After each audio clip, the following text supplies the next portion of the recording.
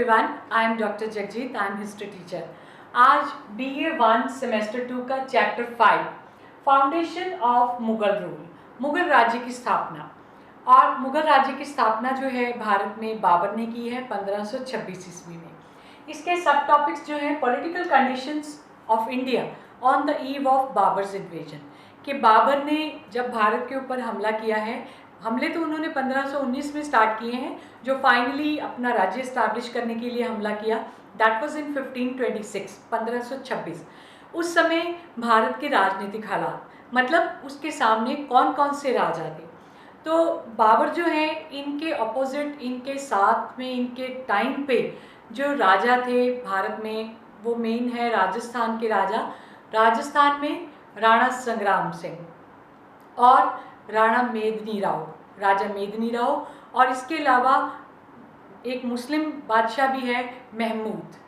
तो इन तीनों के साथ में बाबर ने लड़ाइयाँ की 1527 में, 28 में, और 1530 में बाबर की मृत्यु हो गई। ये पॉलिटिकल कंडीशंस है। इसके अलावा कॉन्क्विस्ट ऑफ बाबर, ये जो तीनों राजा मैंने बताए हैं, इनके खिलाफ बाबर ने लड़ाइयाँ की।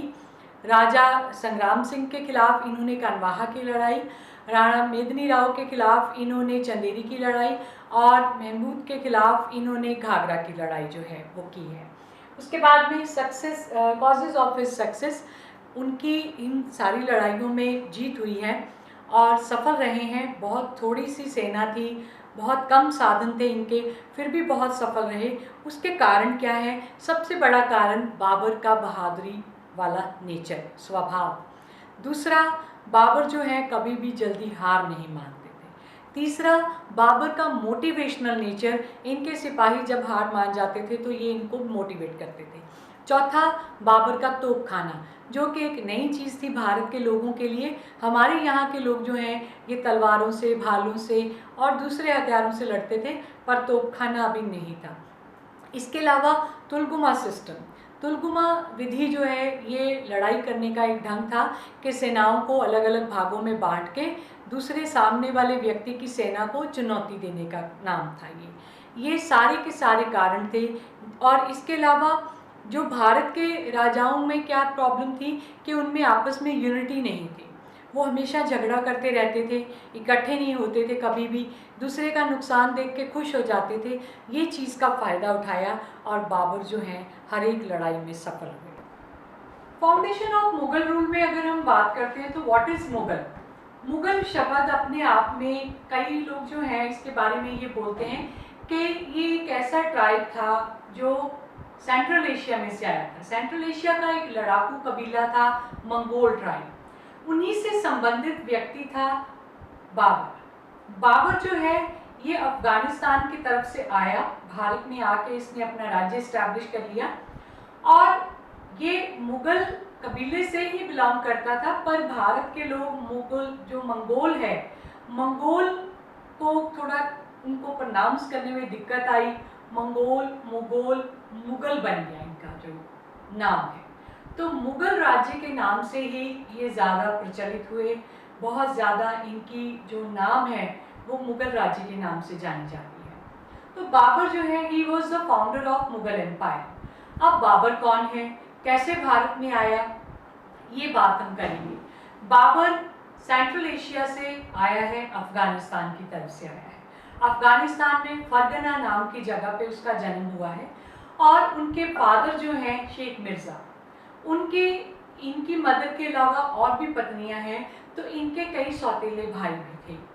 तो बाबर जो है, इनको बहुत साल स्ट्रगल करना पड़ा अपने पिता की मृत्यु के बाद में अपने सौतेले भाइयों के साथ अपना राज्य हासिल करने के लिए, पर लास्ट में ये सक्सेसफुल नहीं हुए।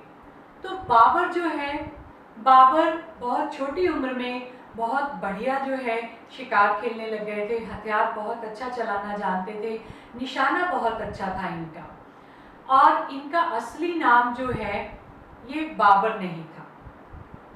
जो बाबर है, ज़हीरुद्दीन इनका नाम है।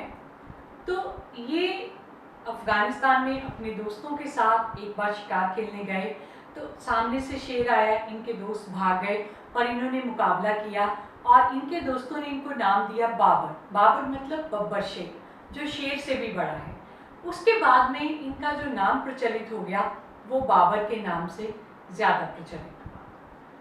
तो 1480 ईस्वी में इनका जन्म जो हुआ, उसके बाद 10 साल की तकरीबन उम्र में इनके पिता चले गए, चल बसे। उसके बाद इन्होंने काफ़ी स्ट्रगल किया। बड़े भाई थे ये, राज्य इनके नाम पे बनता था, पर दूसरे सौतेले भाइयों ने कभी भी इनको जो है वो राज्य अपने हाथ में नहीं करने दिया। फिर 1519 ईस्वी में इन्होंने एक नया प्लान सोचा कि क्यों ना मैं भारत की तरफ हमले करूं। जो इनके पुराने पूर्वज थे, चाहे हम मोहम्मद गौरी की बात करते हैं, हाँ उनका बाबर के साथ में डायरेक्ट कोई लिंक नहीं था, पर बाबर ने सुन रखा था कि भारत एक बहुत अमीर देश है। जब भी किसी व्यक्ति को कमी पड़ी है तो उसने भारत के ऊपर हमला किया और बहुत सा धन लूट लिया। इसी मोटिव से, इसी उद्देश्य से बाबर ने 1519 में भारत पे हमला किया। पहला हमला किया, थोड़ा सा इलाका जीता, फिर वापस आ गया क्योंकि अपने एरिया में गड़बड़ हो गई। अपने सौतेले भाई जो हैं वो प्रॉब्लम क्रिएट करने लगे।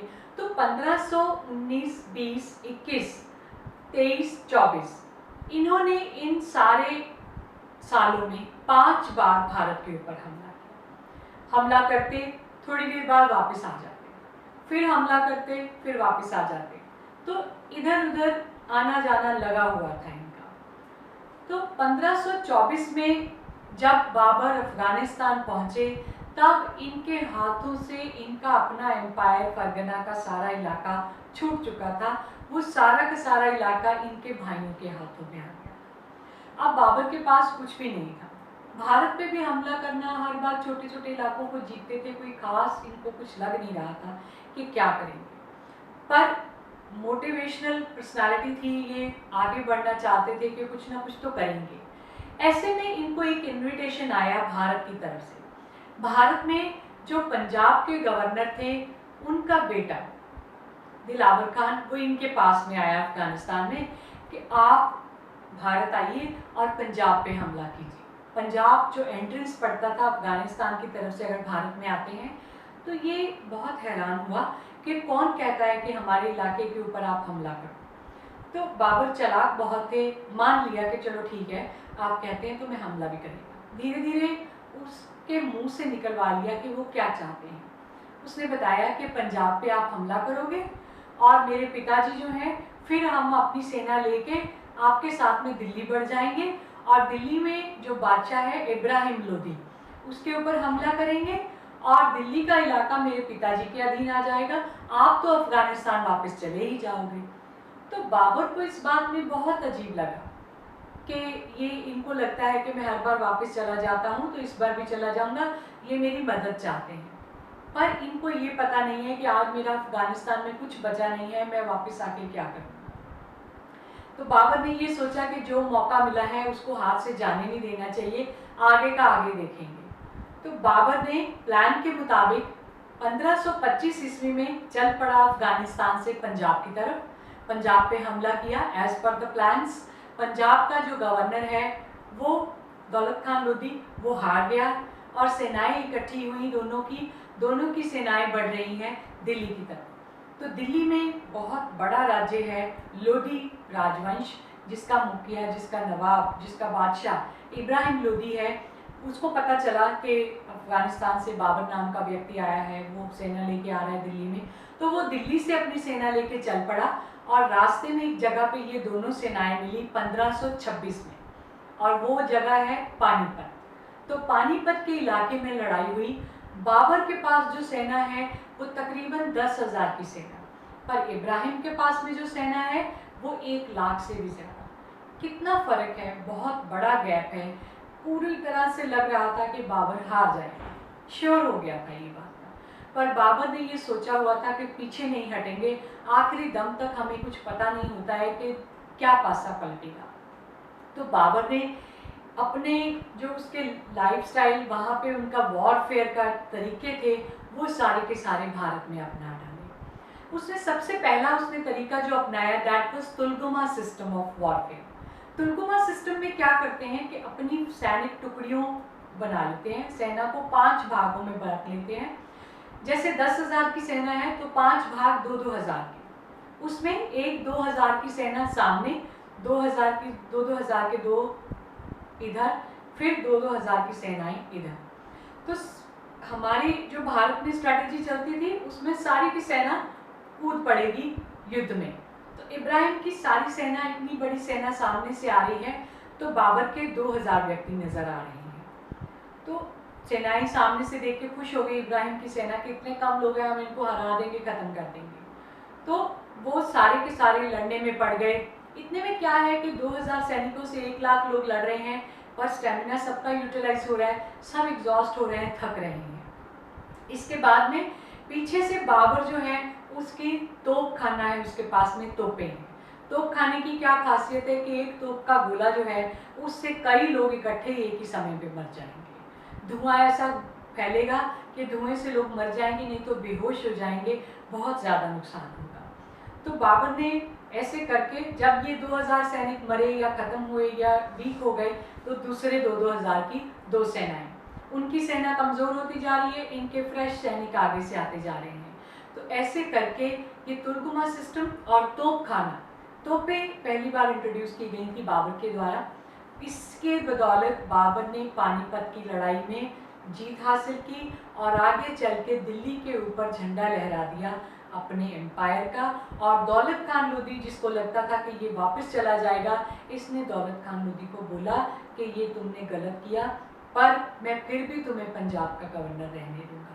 पर दिल्ली के ऊपर मुगल राज्य जो है वो स्थापित हो गया, एस्टैब्लिश हो गया। So Babur was the founder of Mughal empire in Delhi. 1526 में इसने मुगल राज्य की स्थापना की। अब बाबर जब आया भारत में, तो आसपास में पॉलिटिकल कंडीशन, मतलब आसपास के राजा कौन है।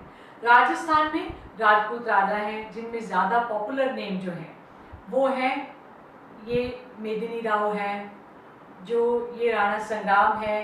राणा संग्राम, राणा सांगा कह के हम इनको जानते हैं। बहुत बड़े मशहूर राजा थे कि कभी किसी से हारा नहीं है, हमेशा जीत हासिल करता है। ये एक बड़ा टारगेट था बाबर के सामने।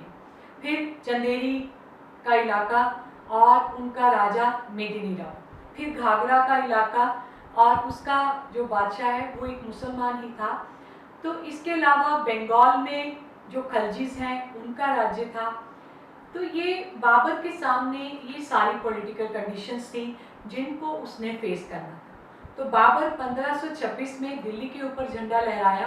1527 में तनवाहा की लड़ाई में उसने राणा संग्राम सिंह को बुरी तरह से हरा दिया। इस लड़ाई में बाबर के पास बहुत कम सेना थी, पक्का हार नजर आ रही थी। उसके सैनिक मैदान छोड़ के भाग रहे थे कि हम मर रहे हैं, हम बच नहीं पाएंगे, हमारी हार निश्चित है। तो पर बाबर ने इतना मोटिवेशनल उनको लेक्चर दिया कि आज आप अगर मर जाएंगे लड़ते लड़ते तो भी आपकी जीत है, अगर आप इस मैदान से भाग जाएंगे तो सारी उम्र शर्म के मारे आपकी मौत होती रहेगी। और बाबर ने क्या किया कि जो भी जहाँ जगह शराब पड़ी है वो सब प्याले तोड़ दिए ताकि कोई सैनिक शराब ना पी सके, सारे सैनिक कॉन्शियस हो और थोड़ी सी सेना के साथ में अपनी वे ऑफ वॉरफेयर, लड़ाई के ढंग जो है उसने अपनाए थे पानीपत के इलाके में, वही अपनाया और कनवाहा की लड़ाई में जीत गया। और राणा संग्राम सिंह का इतना बड़ा वो उनके नाम पे एक लेबल लगा हुआ था कि वो हमेशा विजयी है, वो हार गए उनसे। राणा संग्राम सिंह ने भी प्रण लिया था कि मैं बाबर को हरा के रहूँगा, नहीं तो अपने इलाके में एंटर नहीं करूँगा, पर वो कभी बाबर को हरा नहीं सके। उसके बाद में 1528 में बाबर ने चंदेरी पे हमला किया और राजा मेदिनी राव को हरा दिया। ये बड़े राजपूत राजाओं को हरा के राजपूतों की एक बड़ी शान को इन्होंने टक्कर दे दी थी। उसके बाद में घाघरा की लड़ाई 1530 ईस्वी में जो इन्होंने की है वो भी एक बहुत बड़ी लड़ाई है। तो उसमें भी बाबर ने जो है हरा दिया था राजा। 1530 तक इन्होंने ये इलाके जीते हैं। उसके बाद में कोई और इलाका नहीं जीत पाए क्योंकि 1530 में बाबर की मृत्यु हो गई। बाबर जो है सिर्फ 4 साल भारत के ऊपर राज कर सके और उन्होंने अपने जितना टाइम भी वो रहे हैं भारत में वो लड़ाइयों में रहे, पर लड़ाइयों में विजयी रहे हैं। बाबर की जीत जो है जीत का कारण मैंने आपको बता दिया कि उनका साहस, उनका मोटिवेशन, उनका लड़ाई करने का ढंग, तुलगुमा वे ऑफ वॉरफेयर जो उन्होंने यूज़ किया, उनका तोप खाना और उनकी जो है बहादुरी के साथ दूसरा भारत के राजाओं की आपस में लड़ाई झगड़ा, पॉलिटिकल वीकनेस जो है वो बाबर के लिए एक एसेट बन गया, जिसकी वजह से बाबर भारत के जितने इलाकों के ऊपर उन्होंने हमला किया वो जीत गए।